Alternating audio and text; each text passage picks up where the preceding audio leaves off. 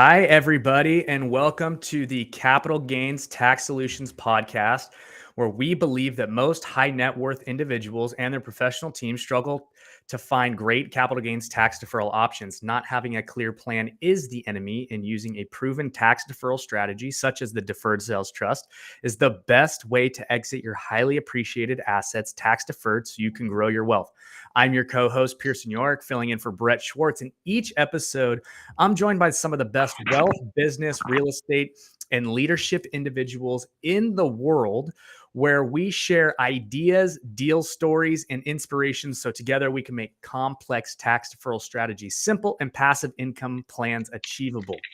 We're streaming on Expert Secrets CRE Podcast, Capital Gains Tax Solutions YouTube channel, Kingdom Luxury YouTube channel, and Kingdom Luxury Realty Facebook page. And I'm very excited about our next guest. This gentleman has been a residential real estate appraiser in this crazy housing market since 2003.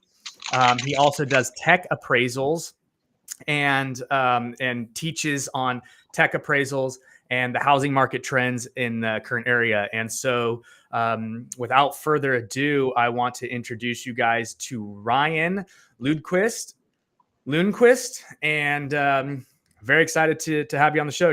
So Ryan, how you Hey doing? everyone. Did I Good, good. butcher your name?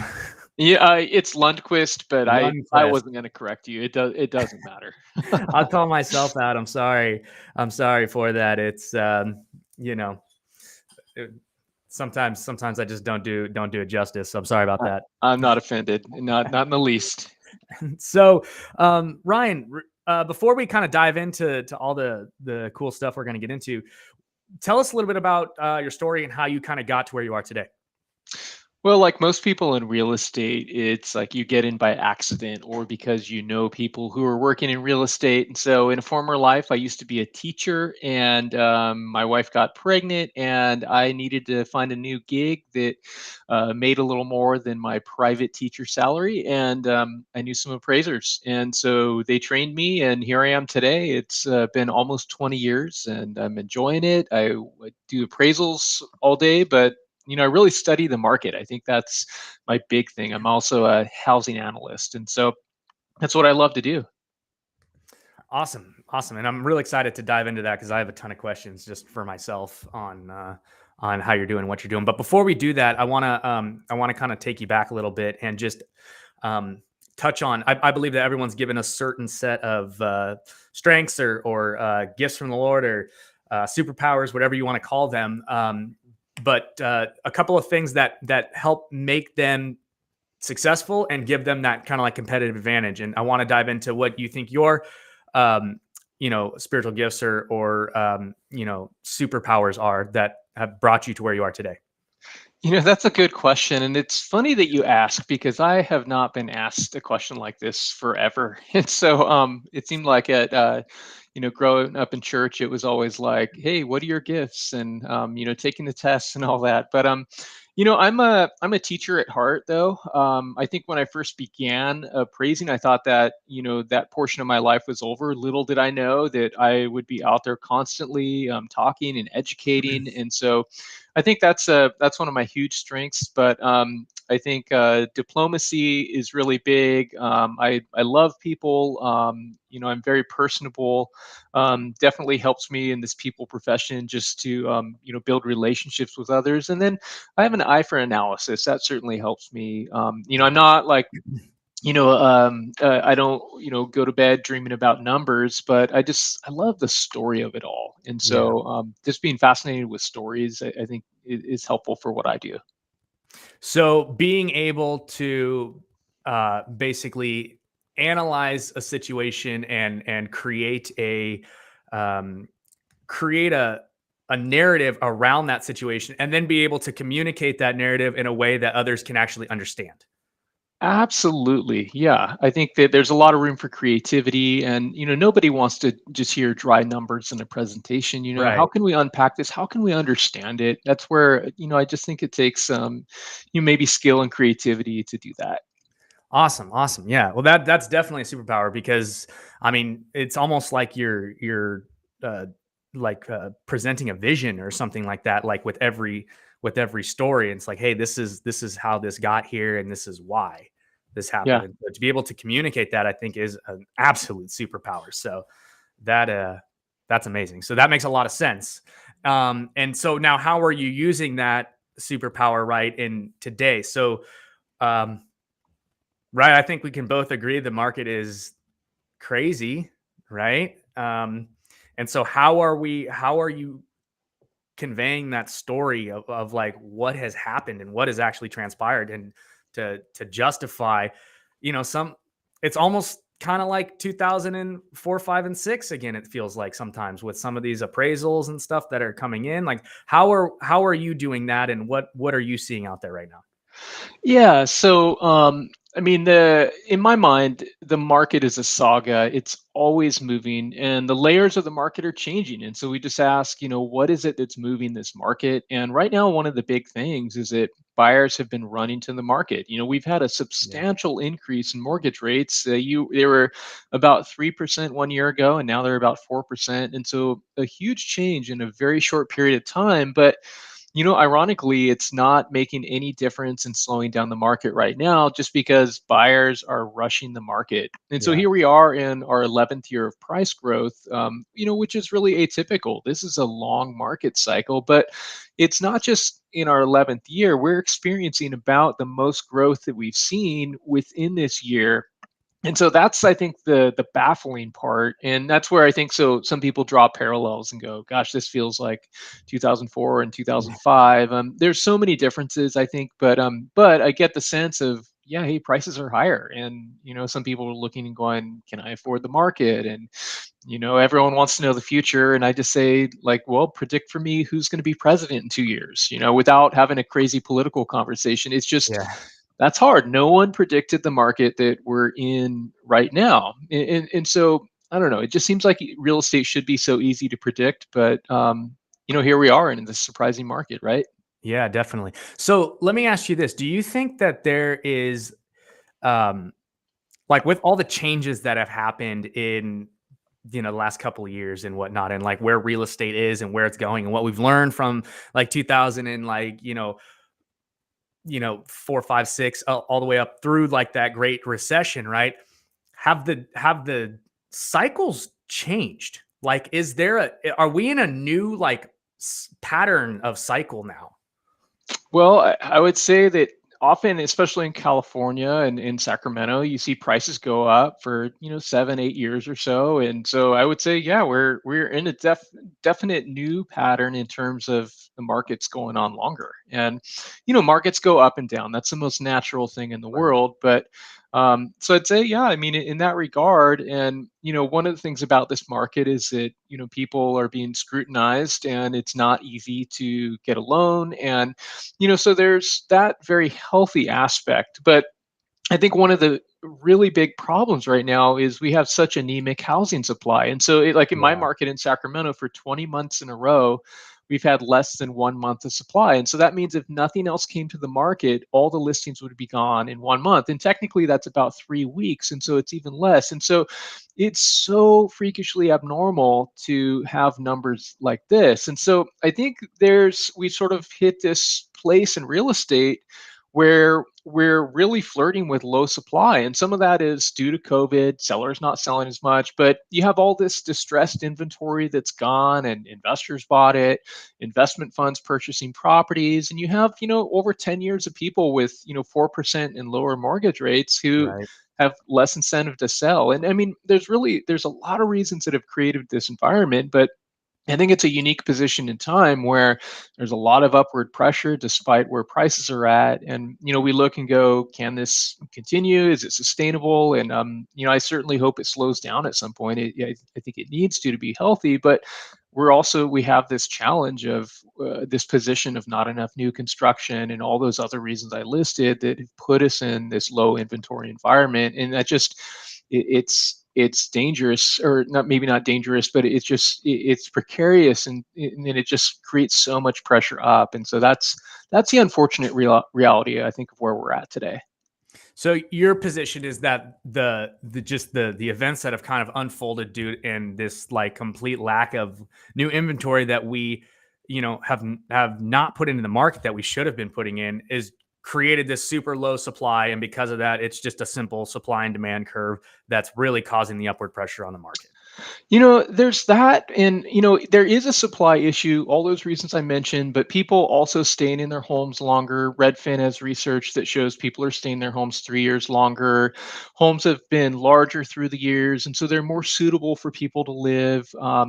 Birth or the people getting married later. Like, there's a lot of reasons I think with demographics why people can stay longer, and so that's part of it. But I think the artificial part is that the market was legitimately slowing down, but then it was supercharged during the pandemic. As soon as Yeah. mortgage rates went below 3%, I think we hit this inflection point with demand where it created this crazy rush on the market, and we're still in the midst of that. And so I don't think the market ever would have gone where it went these past 2 years, or almost 2 years, had mortgage rates not done that. And so I think on the demand side, yeah, I mean that the demand isn't just about demographics in my mind. Like, some people are like, it's just with changes in society. Okay, I get that, but then I look at my graphs and go, we went below 1 month of housing supply as soon as mortgage rates went 3% and below, and we haven't recovered since that time. And so I can't ignore that. That has a lot to do with Yeah. helping to create the market that we've had.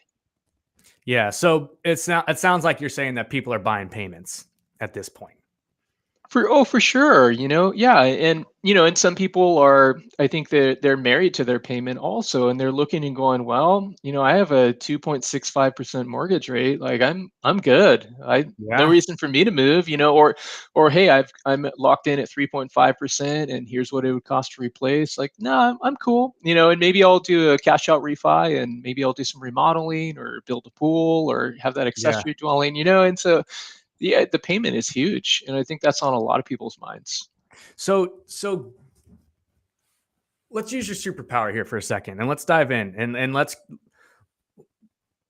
give me some narratives of like where you see this going, right? Give me a. I'm not asking you to predict the future, but I'm asking you to predict the future here, I guess. I was Like, gonna say, but but like, so where do you see it going? Like, what are, I mean, after analyzing all of the data that you've analyzed, right? You've seen you've put this together, right? Where do you see it going? Like, what are a couple scenarios you can see? Like, hey, this is a pretty good likely scenario to play out. This is maybe another possible likelihood. What tell me what you're thinking. well, first, I'll say my crystal ball is broken, and I Yeah, just of want to course. remind everyone that literally, I don't think anybody predicted the market that we're in right now. I'll say, for the time being, it's a safe bet to say that there's profound upward pressure for prices to increase. But affordability is declining, and so at some point we have to hit an inflection point. And so this sort of fear of missing out mentality, Mhm. rushing the market, at some point that has to affect demand out there. We haven't reached that yet, but at some point we have to see somewhat the market maybe change temperature. But I mean, here's the thing: whenever the market corrects in the future, we just have to remember that not all corrections are the same. Mhm. And we look back, I think a lot of people look at 2005 to 2007 and think we're about ready to totally collapse like that. But you know that the collapse or the downtrend, then it wasn't the same one in the 90s, where in my market prices easily dipped by about 15% in the 90s, but then they dipped over 50% in the mid 2000s. And so I Right. just think it's a good reminder that I could prophesy into the future and say, hey, at some point the market's going to do something else rather than go up exponentially, because that's the most normal thing in the world. But I think it's a total guess to say, well, prices would, maybe go down by 10 or 15%. I don't think anyone has any data or, stats to support something like that. And frankly, we're in such a weird time, and so I wish I had a better answer that was more specific, but I think that's the most honest thing that I Yeah. can say, is that, I could, talk for an hour literally about current trends and what's driving this market and just the insanity of where stats are at right now and just how aggressive it is. But, you know, 2, 3, 5 years from now, people ask me all the time, "Hey, what's the market going to do?" And I'd say, "Well, who's going to win the Super Bowl in 5 years? Or who's going to be Yeah. the president after the next president?" I think those are very difficult things to predict. Not financial advice, people. Not financial advice. So, yeah. Okay. So let's get into this tech this tech appraisal concept. So unpack that for me. So I think maybe you saw that on my LinkedIn bio. Is that where that Yeah. was? Yeah. I don't know what I wrote there, but for a bit, I know with appraisals, I was during the beginning of the pandemic starting to do appraisals, with people walking through with an iPhone or Yeah. different video capabilities, and sort of them being my eyes and me just being at my desk, and or being out in the front of the house and then saying, now walk out of your house because I want proof that you're actually there. Right. Right. So they're not walking through some mansion when that's not what I'm seeing. But so I think maybe that's what was there. But I mean, really, there's this push in the appraisal space to have sort of a product like that. Honestly, I really didn't like it. um, Yeah. and so not only was I dizzy the whole time when, felt nauseous after people, shaking the Yeah. camera, but I like to be in control of the process where possible. So I'm not planning on, delving into that sort of thing, even if the profession changes that way. And so as of now, anyway, that's what I say. So that had really nothing to do with, because what I was thinking was like you were using like algorithms like a Zillow to comp your properties and come up with like values and whatnot. And I wanted to dive into that whole like, Oh oh, yeah, Zillow's no, like going no, down. How are you doing no, that? no, So nothing like that. I mean, I'm always making pretty graphs and looking at, trend lines, and that's really, really important to me. And so, when I sort of dissect the market for each appraisal report, I have, usually scatter graphs or whatever types of graphs where, I'm dissecting the market in many ways to look at it visually. And so, that's huge. That's one of the first things I do whenever I look at an appraisal, a neighborhood. I'm dropping in and going, let me see it visually first. I yep. can't imagine ever going back to a time when I wouldn't be doing that. I would feel very naked in an evaluation if I'm not like working with Excel. Yeah, absolutely. So it sounds like you really, as an appraiser, you really need to be boots on the ground, and you can't just comp out something based on an algorithm. You got to be there. You got to go look at the property. You got to go see the area. You got to go see what kind of conditions, and you got to go do all that kind of stuff in order to come up with the actual true value. Is that fair? I think that's the ideal. There is a place for not inspecting a property, but again, I mean, from if a lender's involved, it all comes down to risk. If there's Yeah. an extremely low, loan to value, then maybe an appraiser doing a desktop appraisal or a drive-by, maybe that will suffice.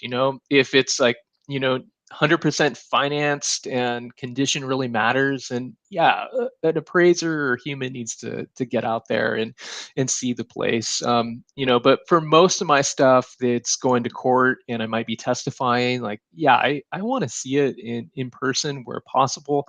Sometimes I'm not allowed to because of gnarly situations and people won't let me in, and that's life. But it's definitely ideal if you're going to value something to actually see it. Yeah, absolutely. Okay, cool. So I want to get into the lightning round. I want to be respectful of your time here. So we got about 4 minutes until the half hour there. Is there anything else you wanted to cover on here since we're talking? Is there anything I missed or I should have asked that I didn't? Um, I don't think so. I mean, I'm just overwhelmed in work here, just juggling, and so Yeah. hopefully I'm intelligible, right now. And so, but no, I think we're talking shop. I mean, I don't know that your viewers want specific Sacramento stats, but I have those for a mile. Yeah, definitely. Well, here's a question. Has your appraisal methodology changed at all with the changing like pandemic and how things have gone? Are you looking at different things? Like is a home office, for example, like more valuable now than it was pre-pandemic You or know, something like that? yeah, that's a really good question. And I'm glad you asked. And I will say that yes, what people want, they want the home office, they want the accessory dwelling, and they want the built in pool and a pristine home that's upgraded. And so I think all of those things, there's a real price premium for those in the Yeah. market right now. And so people are really paying top dollar for that stuff. And so yes, absolutely. I'm paying more attention to. One of the things that have changed is that I've got to be really careful about sort of putting statements on the market, going, well, the market can only go up this much, Yeah. because I think we've been seeing unprecedented appreciation for the past year and a half in particular. And so I've got to go and have a really open mind. And I know sometimes appraisers get into, I think valuation trouble when they're like, well, the market can go up 1% per month, but then, it's like last month, the median price went up 5.5% in my Yeah. market. And that doesn't mean that values actually went up by that much, but it's just a good reminder to sort of suspend judgment and to be like, you know what happened in the past isn't the new template for today. I've got to look at today and make sure that I'm really reflecting the market, even if it looks crazy on paper, even if I'm looking and going, is that really what people are willing to pay? Not just one example, but Yeah. look, there's 5 different ones. And so sometimes I look and go, I'm really surprised, but I can't argue against it. And so sometimes my adjustments to how the market's changed in recent months, sometimes they're really lofty right now, bigger than I've ever given before. Yeah. So has your if you're so let's say you're trying to like comp out a property, right? And let's say you're gonna maybe do like a flip or something on this property.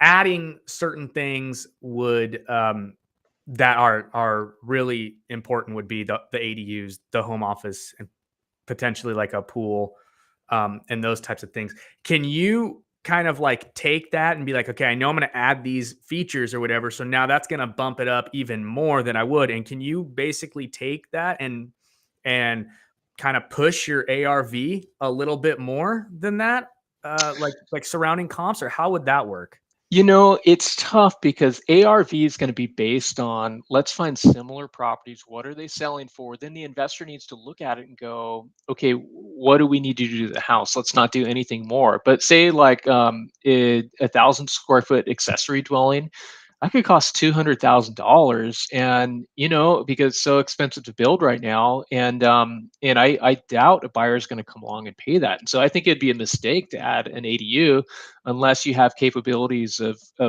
producing that at a really really low cost, or it's some high dollar home where buyers are going Right. to pay more. Mistake probably to add a pool unless it's in multi-million dollar neighborhood where buyers expect a pool. And so I just say look to the comps in the neighborhood that tell the story of value. And so sometimes an investor looks and goes, hey, I would love to dial in the backyard, but it looks like the market in this starter neighborhood doesn't distinguish. So why am I going to pour that brand new concrete patio when the highest sales in the neighborhood, have an unkempt rear yard, or they're just dirt? And so I think that in each neighborhood we have to do that, have to look to the market and go, what is the market willing to do in this price range, in this zip code, or in this little patch of houses? And so so there isn't a one size fits all answer, which I think Of is course. cool. Right. And it's one of the reasons why I think real estate professionals with expertise are important. Yeah, definitely. So what about like bedroom, bathrooms? Have those changed in value at all when you're like comping these properties out? Like if one property's, one bedroom down, you know, um, is that hurting it more than it would? Or You know, so I haven't seen a big difference during the pandemic anyway, but I'll say that yeah, I mean it's a problem if I have a 5 bedroom house and then I'm comparing it to other 2 bedrooms, like that's apples and oranges. I right, need to go find other apples, absolutely. But I think sometimes in real estate though, we hype up the difference in a bedroom count, between 4 bedrooms and 5 bedrooms. And I mean, honestly, sometimes there's no real difference. Buyers are looking at the square footage and, maybe they love the layout better of the 4 bedroom house. And so it's a mistake to be like, well, the adjustment for a bedroom is always $20,000. And it's like, well, but that's not going to make sense in every neighborhood and price range. I guarantee the difference between a 1 bedroom and 2 bedroom is probably way more than that. And so I think when we bring arbitrary adjustments to the equation and expect them to work, in every situation, it can be a real mistake and it gets us into trouble then. Awesome, awesome. Well, I want to get into the lightning round really quick. I'm just going to fire out a Sure. couple of things, and but before I do, I got to ask you one more question. Um, what is the biggest frustration that you have seen with people in your entire real estate career as it pertains to deferring capital gains tax and like the 1031? Biggest frustration, huh? Biggest Um, frustration. Well, that's a hard question because I'm not often the recipient of that gripe. I will say I do a lot of estate work. About half my work deals with, people who inherit properties and they're trying to Mhm. figure out what to do with them, and so I don't really have a great answer for that. I would concur though with I think what you said in the beginning that people have to have a strategy. Put that property in a trust, don't let it go to probate. Yeah, Okay. I'll say that. There's a lot of time and heartache involved in trying to deal with that when a loved one passes away. But right. I just see that though we are in a market where people are moving money. I see a lot more 1031 exchanges in today's market. In an up market, basically, people move money. And so people move money into Sacramento, people moving out of Sacramento or out of California into other states. And so it's a very, very real thing. If you do 1031 exchanges, I just statistically, it's what I see in my market. They Of increase course. when a market is up, and then they subside when a market's down. Right, right. Okay.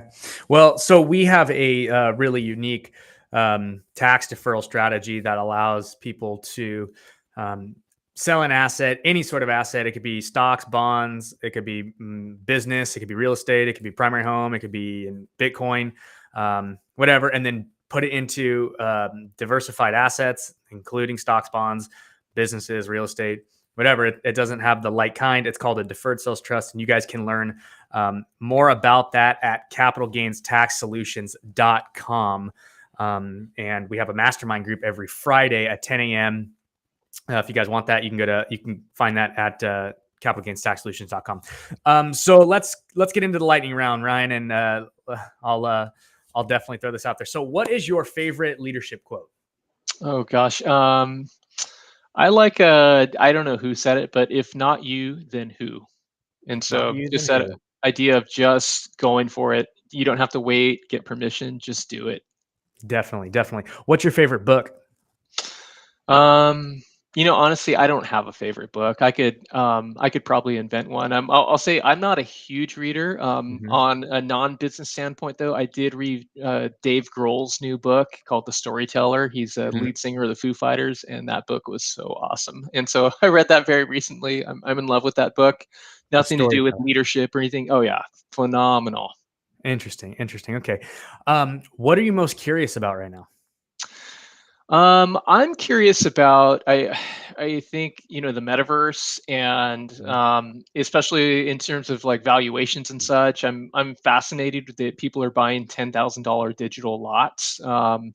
And so I'm having a lot of conversations with the guy I met on Instagram about that. So I'm completely fascinated. And I will say on a different note, I'm fascinated by Trona, California. I just visited there.